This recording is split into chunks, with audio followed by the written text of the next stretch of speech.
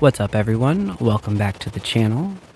Real Shady Unicorn here, and I'm gonna do a review of Subnautica Below Zero on the Nintendo Switch.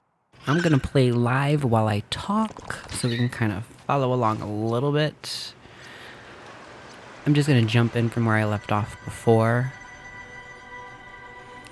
I don't know if anybody else has played Subnautica Below Zero. Let me know in the comments below if you have. And let me know what you think. Have you played it on Switch? Did you play it on Xbox, PlayStation? Since it's released on everything. One thing you'll notice in the Switch version is that it takes forever to load. This little penguin takes forever to creep across the screen. So I will probably fast forward through that. That will be the number one complaint I have for majority of the Switch ports for these bigger games, is that it takes a phenomenally longer time to load the game. And then once you get into the environments, especially for these AAA or AA or indie games that are highfalutin, it can be extremely difficult to get things to load in, so it's hard to find resources.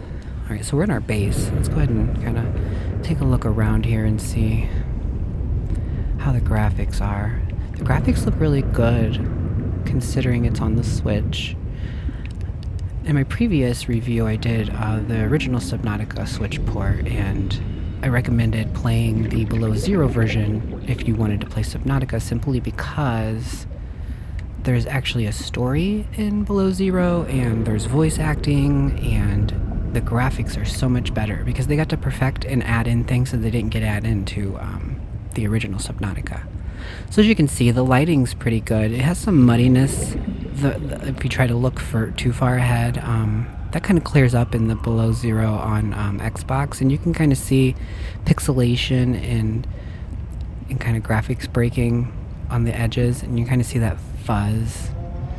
That's my biggest complaint about the games whenever we do this. And you know, it's so difficult to find resources. You get one or two rocks that load in, but you don't get nearly the amount of resources that you have in like the Xbox version, which is where I've been playing majority of it.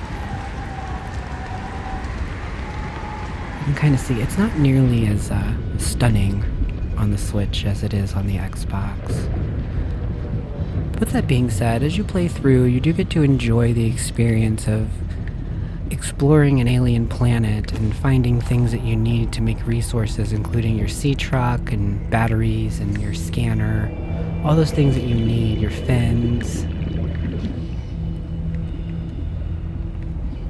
My recommendation is, if you guys do want to play Below Zero, I would recommend always playing it on the Xbox or the PC, simply because it runs phenomenal on those.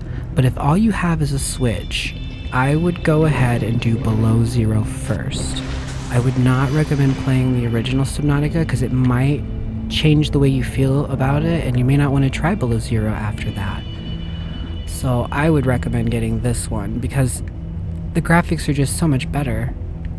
The story's better. It runs so much nicer.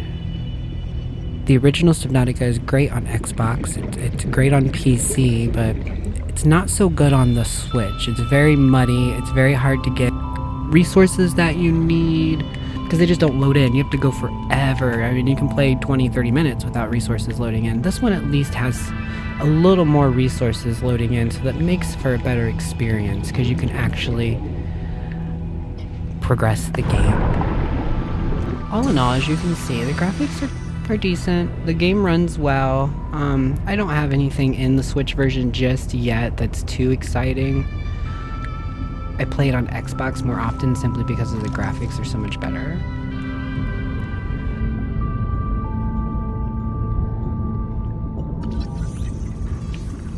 But the Subnautica, as you see, I just said a sea monkey. Take my stuff.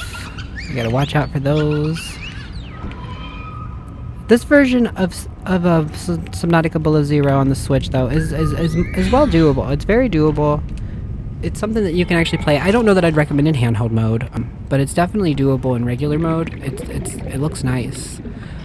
With all of that said, I would give Subnautica Below Zero on Nintendo Switch a 4 out of 5 Shady Unicorns.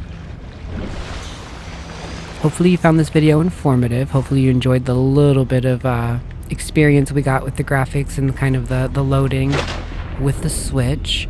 Let me know in the comments below if you've played on the Switch and what your thoughts are. Let me know if there's any other games you want me to review or any games you want me to play through. Remember to like and subscribe. It really does help the channel out, and I appreciate all of the support. And I will see you in the next video. Shady